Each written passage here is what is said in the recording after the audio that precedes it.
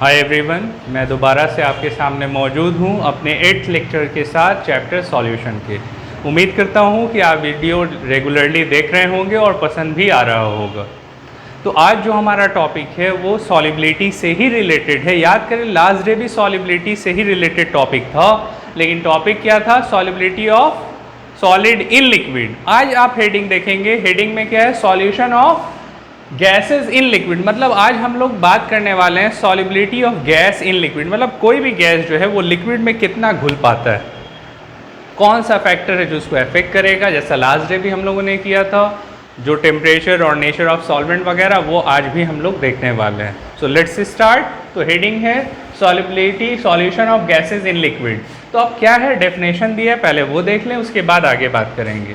The solubility of any gas, किसी भी gas की solubility in a particular liquid, किसी पार्टिकुलर लिक्विड में क्या है, is the volume of gas in CC. अब ये टर्म स्टूडेंट को कंफ्यूज करता है कि सीसी क्या है सर। तो ये सीसी का मतलब क्या हुआ? 1 क्यूबिक सेंटीमीटर। क्यूबिक सेंटीमीटर कैसे लिखते हो? 1 सेंटीमीटर क्यूब, वही सीसी है, याद रहे। सीसी का मतलब क्यूबिक सेंटीमीटर, मतलब सेंटीमीटर का क्यूब, तो उसी को सीसी लिखते हैं। स्टूडेंट कंफ्यूज, अरे सर ये क्या दे दिया? That is equals to 1 ml, ठीक है, क्यूबिक सेंटीमीटर है। तो that can dissolve in unit volume. अब फिर यहाँ लिख रहा है 1 cc। अब समझ गए होंगे कि सीसी का मतलब क्या है? क्यूबिक सेंटीमीटर है ऑफ लिक्विड। इतना गैस डिजॉल्व हो रहा है इतने लिक्विड में, टू फॉर्म कैसा सॉल्यूशन बनाएगा?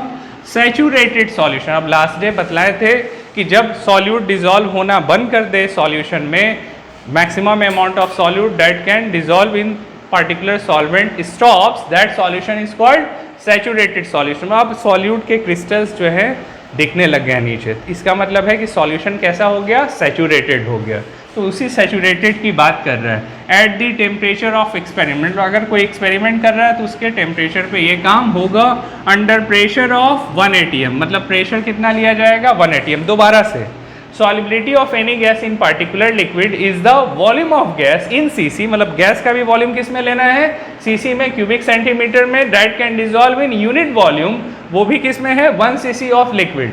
मतलब गैस को भी 1 cc लेना है और लिक्विड का भी 1 cc लिया जा रहा है। तो दोनों का 1 cc मिलने से कैसा सॉल्यूशन बन गया? Saturated solution at particular temperature of experiment, मतलब एक्सपेरिमेंट के कोई टेम्परेचर पे। और जब प्रेशर उस टाइम कितना लिया गया है? 1 atm प्रेशर लिए हैं। अब एक टर्म आता है STP। इवन आप लोग 11th में स्टेट्स ऑफ मैटर जो चैप्टर था उसमें STP के बारे में पढ़े होंगे, लेकिन दोबारा से STP का मतलब क्या होता है? Full form standard temperature pressure. अब हमेशा याद रखिएगा कि स्टैंडर्ड टेम्परेचर कितना लिया जाएगा, अब क्वेश्चन में नहीं दिया हुआ, लेकिन बोलता है कि STP का कंडीशन है तो STP पे टेम्परेचर फिक्स हो जाता है। कितना? 273.15 केल्विन, या डिग्री सेल्सियस में होगा ये इक्वल्स टू 0 डिग्री सेल्सियस। जानते होंगे आप डिग्री सेल्सियस को केल्विन में कन्वर्ट करना है ना। 0 डिग्री सेल्सियस इक्वल्स टू कितना होता है? 273.15 केल्विन।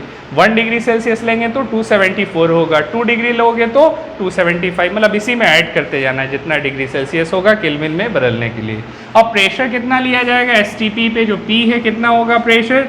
तो STP पे प्रेशर फिक्स होता है। अगर mm ऑफ Hg में ले रहे हैं, mm ऑफ Hg लिखाता है, mm of Hg 760 mm of Hg। बोलते हैं ना गर्मी में पारा चढ़ गया। अभी देखो पारा कितना चढ़ा हुआ है, काफ़ी गर्मी लग रहा है ना।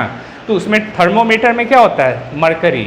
मरकरी को का सिंबल Hg, हिंदी में उसको पारा कहते हैं। तो अब गर्मी में क्या हो रहा है? पारा चढ़ गया।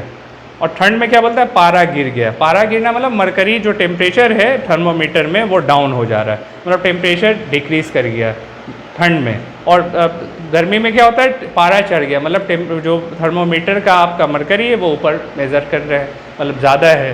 तो वही कह रहा है, उसको mm of millimetre of Hg में मेज़र करते हैं। मिलीमीटर में उसका अकाउंट है और Hg इतना 760 mm पहुँच गया, मरकरी रीच कर गया।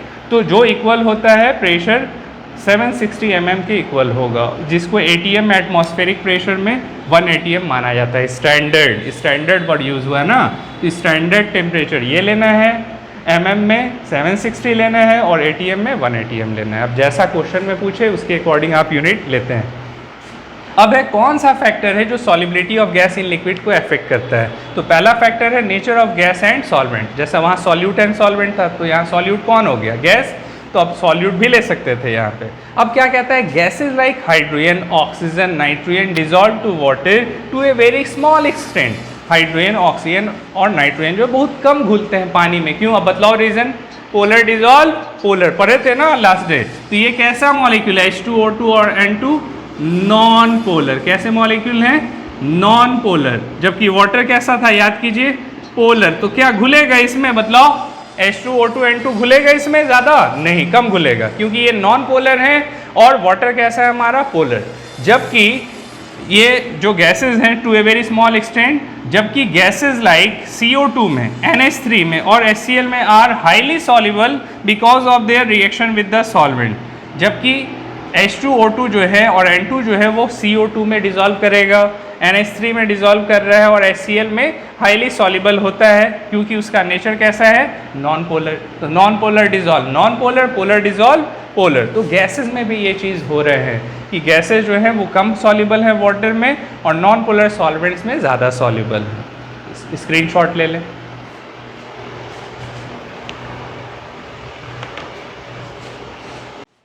चलो हो गया।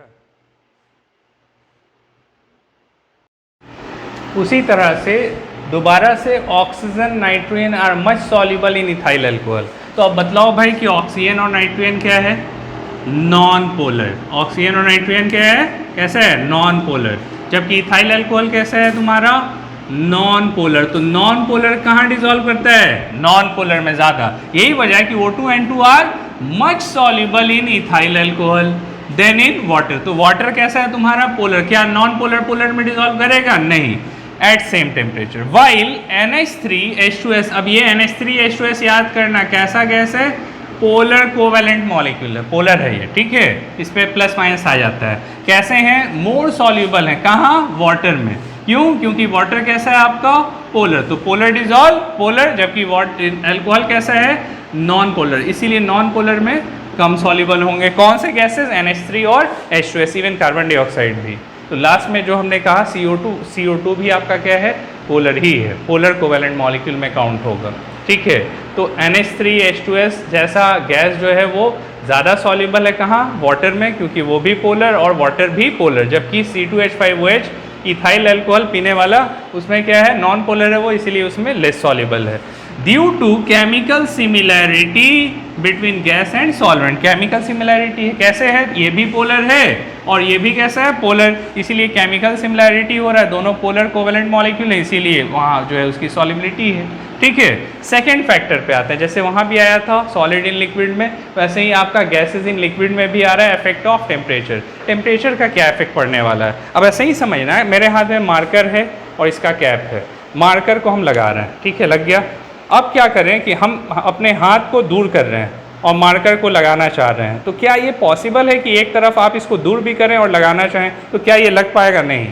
सेम कंडीशन वहाँ है कि गैसेस को क्या किया जाता है, कंप्रेस करके सॉल्यूशन में डालते हैं, है ना, कंप्रेस बोलते हैं ना, कंप्रेस नेचुरल गैस CNG, या सिलेंडर में लिक्विफाइड पेट्रोलियम गैस, तो है तो वो आपका गैसियस फॉर्म है लिक्विड, लेकिन उसमें प्रेशर दे करके सिलेंडर में उसको लिक्विड फॉर्म में डाल करके जो है कंप्रेस करके डाला जाता है LPG सिलेंडर को, इसीलिए उसके नाम में लगा लिक्विफाइड, मतलब अंदर में लिक्विड है। और जैसे ही नॉब ओपन करते हैं वो गैस के फॉर्म में निकलता है LPG, देखते हैं जैसे ही नॉब ओपन किए गैसेस निकलते हैं, है तो वो लिक्विड फॉर्म में लेकिन अंडर प्रेशर है।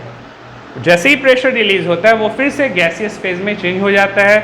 तो वही चीज़ है कि जितना कोका कोला, कोल्ड ड्रिंक्स, माजा पीते हो ना, उसमें क्या होता है, कार्बन डाइऑक्साइड गैस है, और कंप्रेस करके कार्बन डाइऑक्साइड गैस को डालते हैं। क्यों डालते हैं भाई, ताकि पीने में मज़ा लगे, बबल्स फॉर्म कर रहा है, पीने में ढिकार ले रहा है आदमी, क्योंकि वो कार्बोनिक एसिड है और जब आप पीते हैं तो कार्बन डाइऑक्साइड गैस रिलीज होता है। तो उसके सॉल्यूशन में कोका कोला के जो भी थम्सअप वगैरह है उसमें उस शुगर सॉल्यूशन में कंप्रेस फॉर्म में कार्बन डाइऑक्साइड गैस को डालते हैं, क्योंकि कंप्रेस किया और ढक्कन जैसे ही शर्ट से आवाज़ करता है गैस रिलीज हो जाता है, उसका बबल्स फॉर्म करने लगता है। तो सेम चीज़ है। अब बतलाओ तुम कि गैसेस को तो कंप्रेस करके डाला गया, अगर हम नीचे से हीट करेंगे, क्योंकि गैसेस जो है हाईली एनर्जाइज्ड काइनेटिक स्टेट में होते हैं, हाईली एनर्जाइज होते हैं, काइनेटिक एनर्जी उसमें बहुत ज़्यादा होता है, गैसियस मॉलिक्यूल भागना चाहता है, निकलना चाहता है हमेशा। तो वैसे केस में आपने उसको कंप्रेस करके डाला है कोका कोला के सॉल्यूशन में, तो जैसे ही ढक्कन ओपन करते हैं वो बाहर निकलने लगता है, क्योंकि एनर्जी ज़्यादा है गैसेस में। लेकिन अगर आप नीचे से और एनर्जी देंगे, टेम्परेचर के फॉर्म में गर्म करेंगे उसको, तो क्या होगा, वो ऑटोमेटिक और जो है सॉलिबिलिटी बढ़ने के बजाय क्या होगा, गैसेस सारे निकल जाएंगे, सॉल्युबल तो होगा नहीं। तो यही वजह है कि टेम्परेचर बढ़ाने से गैसेस का सॉलिबिलिटी लिक्विड सॉल्यूशन में डिक्रीज करता है, अच्छा नहीं है वो, ठीक है, एक्सोथर्मिक रिएक्शन वाला केस है। तो देखो वही चीज़ दिया रहा है कि solubility of gas decreases with increase in temperature. क्यों? क्योंकि डिजोल्यूशन पढ़ाए थे कि गैस का लिक्विड में घुलना डिजोल्यूशन कहला रहा है। Dissolution of gas in liquid कैसा प्रोसेस है भाई, एक्सोथर्मिक। अब याद करो, पढ़ने वाला बच्चा उसको मारा जाए क्या अच्छा रहेगा, नहीं पड़ेगा, फिर वो रिवर्स हो जाएगा रिएक्शन। तो सेम चीज़ है गैस इन लिक्विड का, कि अगर गैस को आपको डिजोल्व करना है लिक्विड में तो टेम्परेचर कम रखना होगा, क्योंकि ये प्रोसेस कैसा होता है, एक्सोथर्मिक। अब वही सॉल्यूशन देखो, इसका इक्वेशन है गैस प्लस सॉल्वेंट क्या दे रहा है, सॉल्यूशन प्लस हीट, है ना। अब एक्सेप्शनल केस याद रखना है, बहुत ज़रूरी है कि सॉल्युबिलिटी ऑफ सम स्पेरिंगली का मतलब क्या है, जो बहुत कम घुलने वाला, थोड़ा बहुत जो है गैस घुलेगा उसको क्या कहते हैं, स्पेरिंगली। तो उस गैस का एग्जांपल है हाइड्रोजन। और उसी तरह से इनर्ट गैस, हीनी अर्कर जेरन याद करो, हीलियम नियॉन, है ना, हीलियम नियॉन, आर्गन, क्रिप्टन, जेनन, रेडन, ये आपकी इनर्ट गैस, नोबल गैस कहते हैं। ये भी जो है कैसे हैं, स्पेरिंगली सॉल्युबल गैस, बहुत कम घुलने वाले लिक्विड में। और हाइड्रोजन भी है। तो इसके साथ क्या केस है कि ये जब आप टेम्परेचर बढ़ाते हैं इन गैसेस का, तो increases solubility increases with increase in temperature, इनका टेम्परेचर बढ़ने से सॉल्युबिलिटी बढ़ता है, उल्टा केस है। In non aqueous solvent, non aqueous solvent में, जैसे नॉन एक्वस सॉल्वेंट क्या हो सकता है, तो जितना भी हाइड्रोकार्बन वाला सॉल्वेंट है उसको नॉन एक्वस कहते हैं। अब जैसे benzene C6H6 non aqueous solvent है, एल्कोहल नॉन एक्वस सॉल्वेंट है, एसीटोन फॉर्मूला क्या होता है, CH3CO, CO फंक्शनल ग्रुप है, CH3, ये भी कैसा है, नॉन एक्वस सॉल्वेंट है। तो इस तरह से हम लोगों ने देखा कि क्या इफेक्ट होता है टेम्परेचर के बढ़ाने से। तो टेम्परेचर के बढ़ाने से गैस की सॉल्युबिलिटी सॉल्यूशन में घटेगी। क्यों? क्योंकि ये प्रोसेस जो है एक्सोथर्मिक होता है, और टेम्परेचर बढ़ाना एक्सोथर्मिक प्रोसेस में उल्टा कर देता है। जहाँ डिसोल्यूशन होना चाहिए था वहाँ क्या होगा, क्रिस्टलाइजेशन होने लगेगा, मतलब सॉल्युबिलिटी घट जाएगी। तो इस तरह से हम लोगों ने टेम्परेचर का क्या इफेक्ट है solubility of liquid in gas, ये गैसेज इन लिक्विड समझा। आप इसका स्क्रीनशॉट ले लें। अब नेक्स्ट टॉपिक पे हम लोग आते हैं फिर।